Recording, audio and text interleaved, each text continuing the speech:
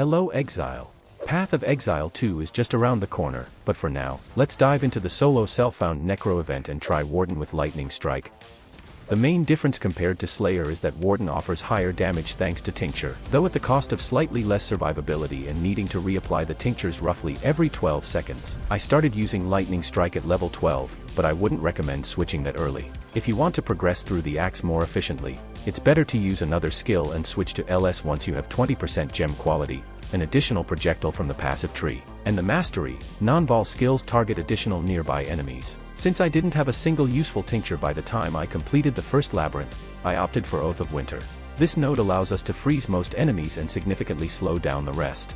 And, as luck would have it, just minutes later, I found the tinctures I needed. Classic timing. Act 5, I had already picked up a 5 link on an excellent evasion base, very lucky. Interesting location of the chest by the way. Kitava is defeated, but I am again missing one passive skill. It seems this is starting to become a habit. That's better. At an early stage, 2 tinctures with increased effect from the tree and ascendancy provided a substantial damage boost. At the start of the Atlas progression, nothing noteworthy happened, so let's jump straight to Katarina. As usual, I like to farm Betrayal early on for experience, crafting recipes, and the occasional lucky drop. First Divine Orb came from a random Blight chest, and almost immediately after, the sailors brought me a second one. My second encounter with Katarina still didn't yield a Veiled Orb. What about Gravy Sias? Nothing useful this time. Tried again, but still no luck. With that, it's time to secure our first voidstones.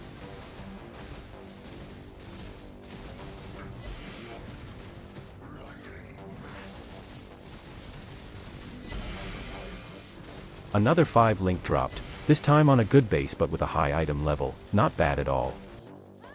Finally got my Veiled Orb.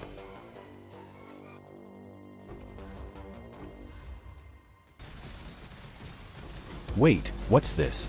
I think we can get Mageblood here. Unfortunately no, but still, not a bad find, though its mods aren't particularly useful for my build. Speaking of rare finds, I came across unique body armor. It reminded me of when recombinators were first introduced, and this piece used to fetch a high price. You might wonder why I used a Locus of Corruption on my quiver. The answer is simple, I didn't have much else worth corrupting, so I figured, why not try for a white socket? It would be handy for leveling more gems. And then, my first attempt at corrupting a Vol Lightning Strike gem, honestly, I just hoped it wouldn't lose quality. But instead, I got the perfect result. Sometimes, you just get lucky. One more Veiled Orb from Katarina.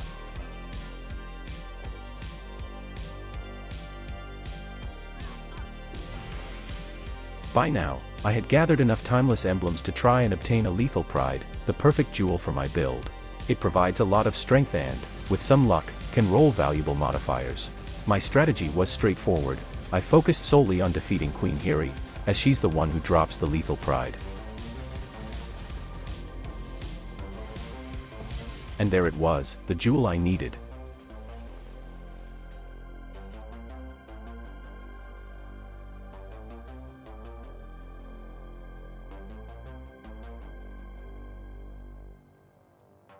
Let's try to get more useful properties.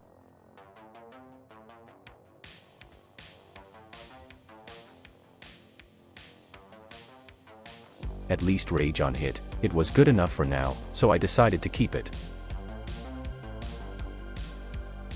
I also managed a slight improvement to my body armor.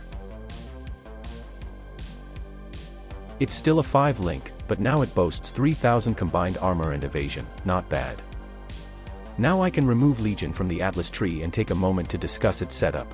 The key node is Destructive Play, which grants a significant number of Guardian maps. Since I don't yet have all 4 Void Stones, I focused on nodes that increase map tiers. Naturally, I included Syndicate for lucky drop, and Shrine nodes to speed up map clearing. This Atlas tree is one of my favorite setups for starting a league. I used to add expeditions here, but lately I've gotten a little tired of it. Time to secure our third Void Stone.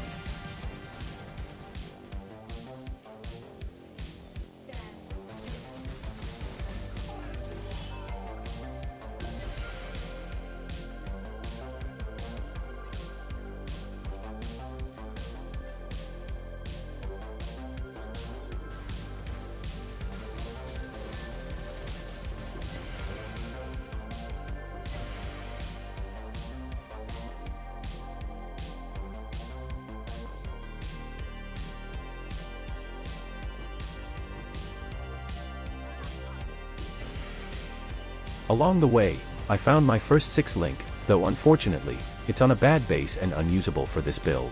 Meanwhile, something odd seemed to be going on in my hideout. It looked like someone had flooded it. Strange, but moving on.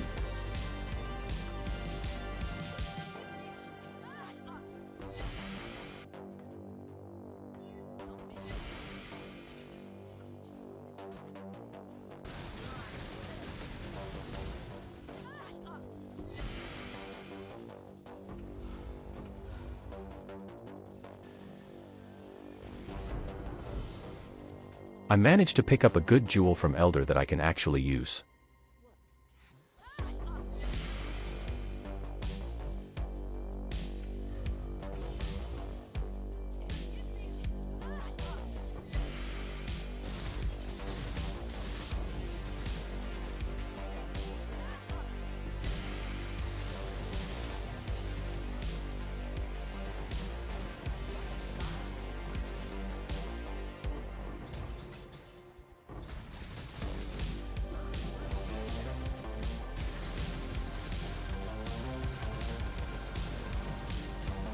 However, there were some setbacks with the 4th voidstone. Despite having great map sustain, I just couldn't get the right map to spawn Enslaver.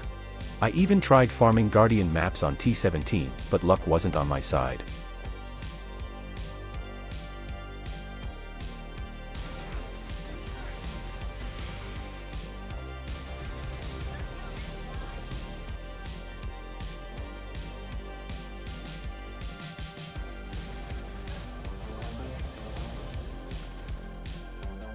After some persistence, I finally got the map I needed.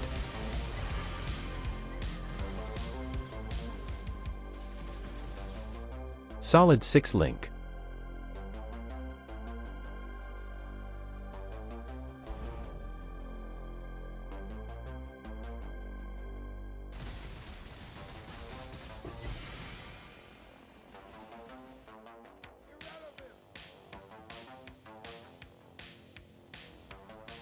And at last, I claimed my 4th voidstone.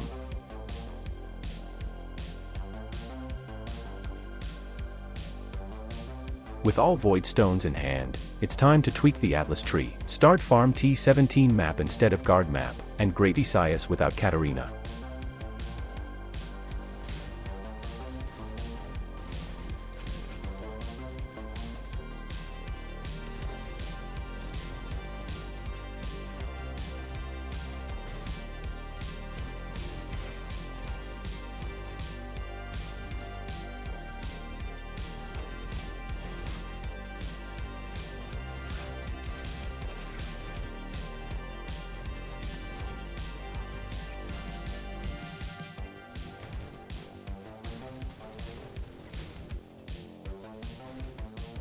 "22 Divine Orb from Altar, not bad. For now, I'm running Strand maps because they're efficient. Plus, I'm targeting 2 specific drops here, the Fortress Boss which could give me Yoke of Suffering, and the Starfall Crater, where I'm hunting for Svalin. With a clear and straight map layout, it's perfect for farming efficiently.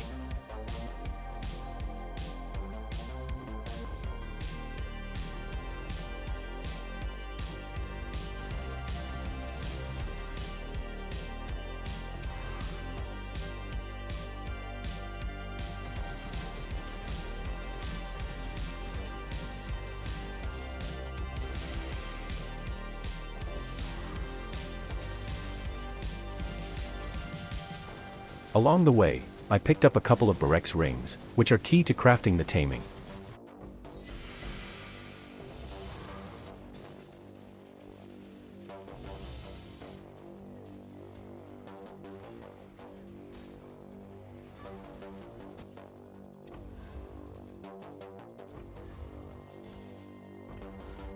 I also started experimenting with making new claws.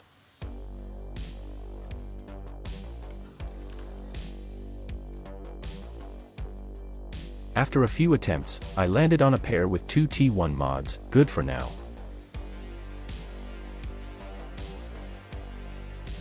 Next, I faced my first Black Star fight, hoping to get Svalin.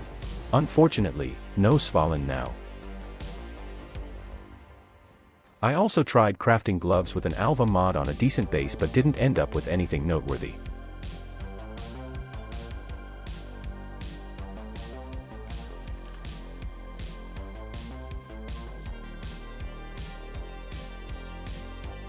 Also, I found a cool ring that fits into my build.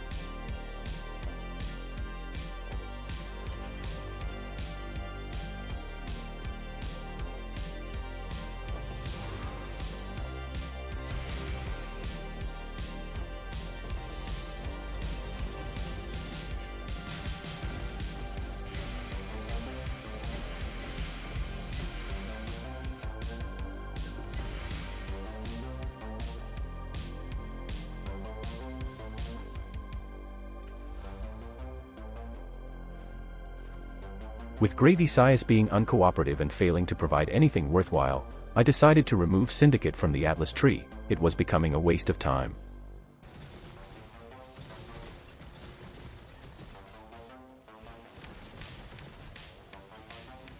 Cool map.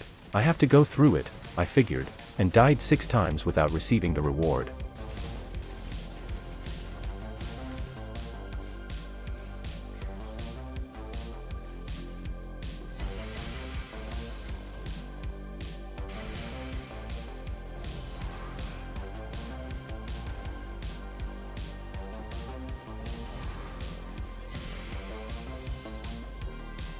I stumbled upon the last uncompleted map in my atlas and got the divination card I needed for the taming.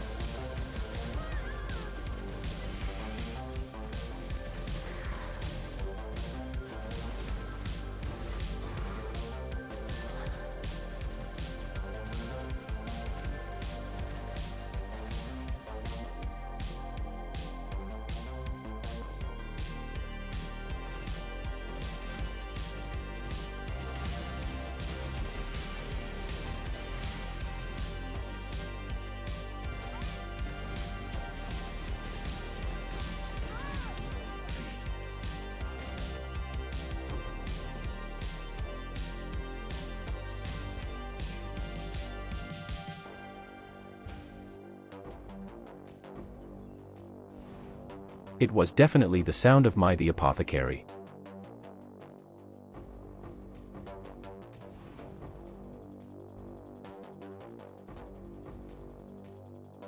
My guess was correct.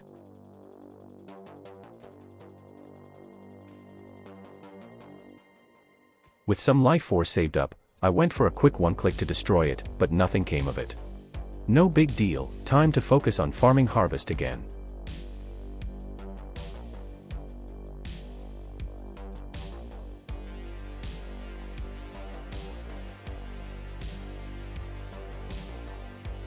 So close, yet so far. The game played a cruel joke by teasing me with hope, only to deny me what I needed at the last moment. To ease the frustration, the game gave me a couple of divine orbs. What can I say? Thanks GGG.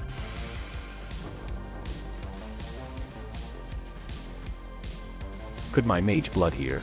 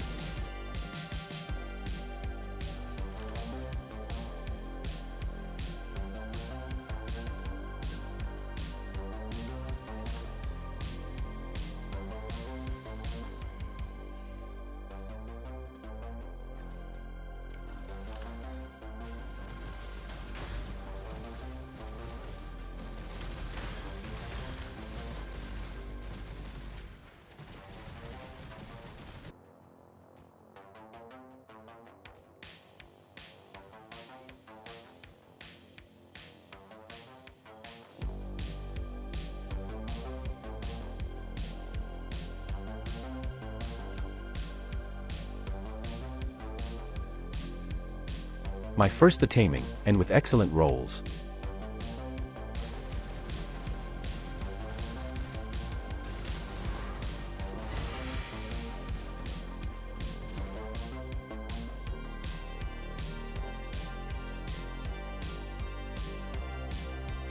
And one more thing, it's good that I have enough divine orb.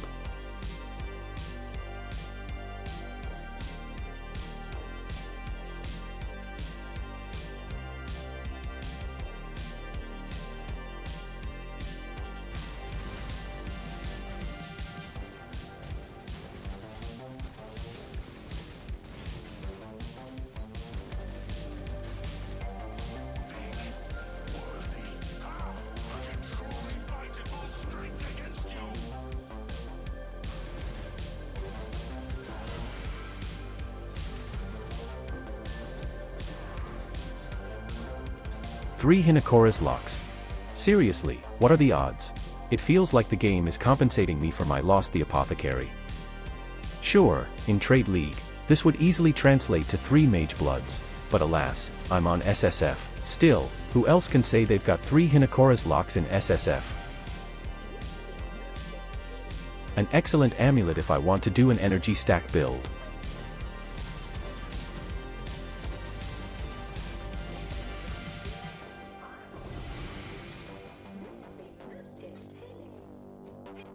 And now we have all the Atlas skill points.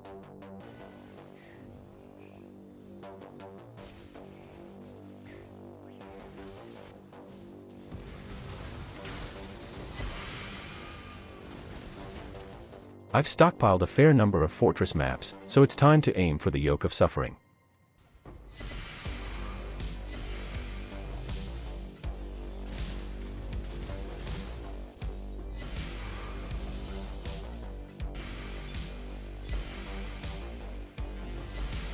Success.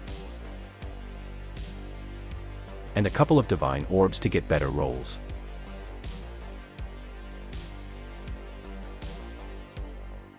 As usual, I burned through all my alteration orbs trying to craft new claws. I also applied a tattoo for a chance to poison, since poison and bleeding synergize with Yoke of Suffering to increase damage, and anointed a chance to block for extra defense.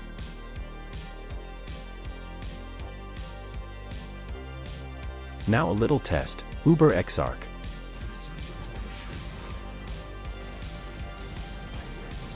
The damage output is excellent for SSF, but survivability remains an issue without Svalin.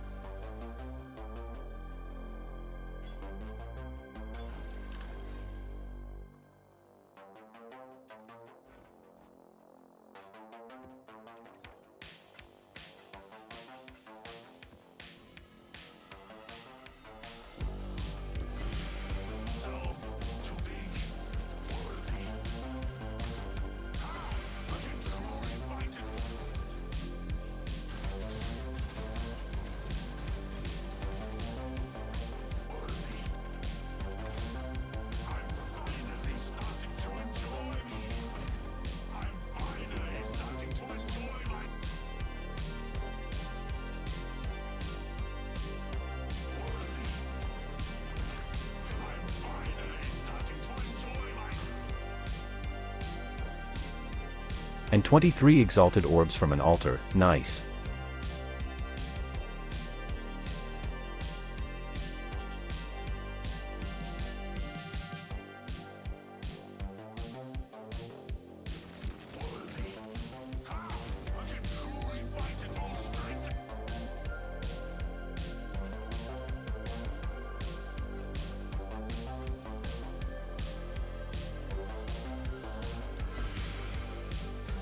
Next, I decided to farm some fracturing orbs to create some cool gloves.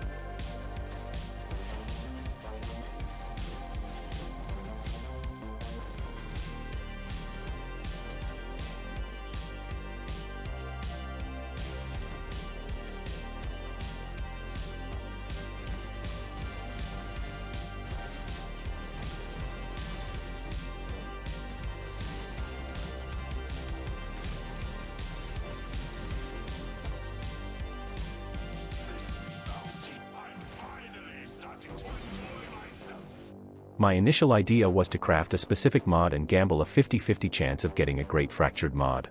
Big mistake. I didn't realize it would lock me out of using the crafting bench on those gloves.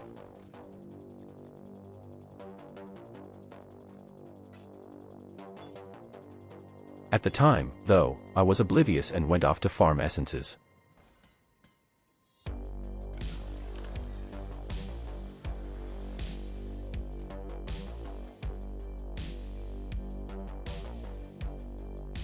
And a little bit catalysts for my rings and amulet.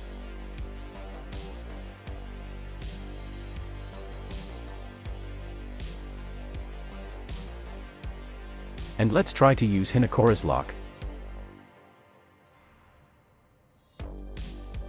Nothing useful, we'll leave the rest for later.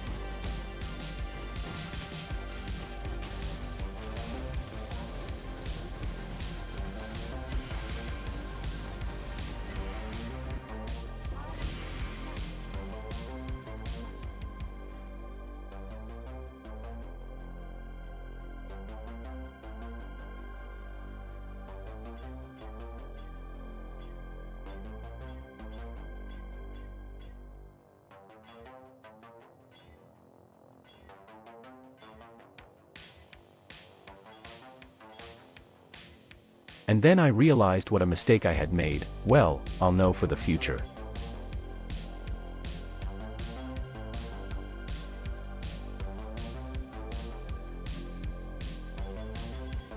But these are still not bad gloves for the SSF.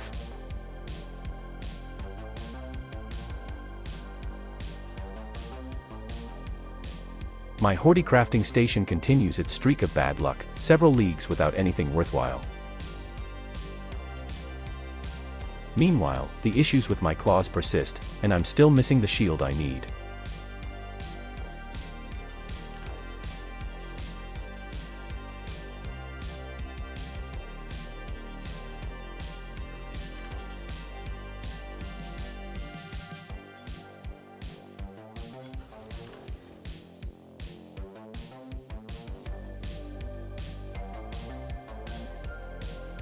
I decided to at least marginally improve my weapon to make progress.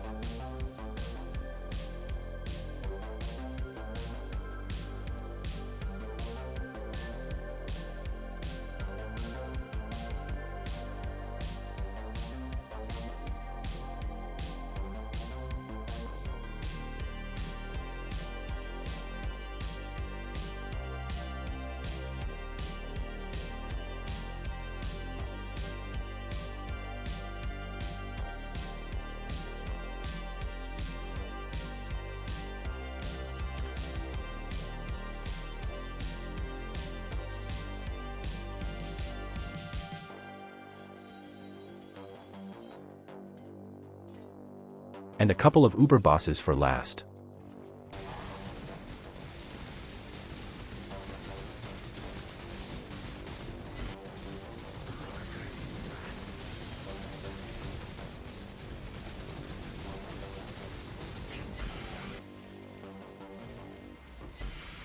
This is a great impossible escape that I can use.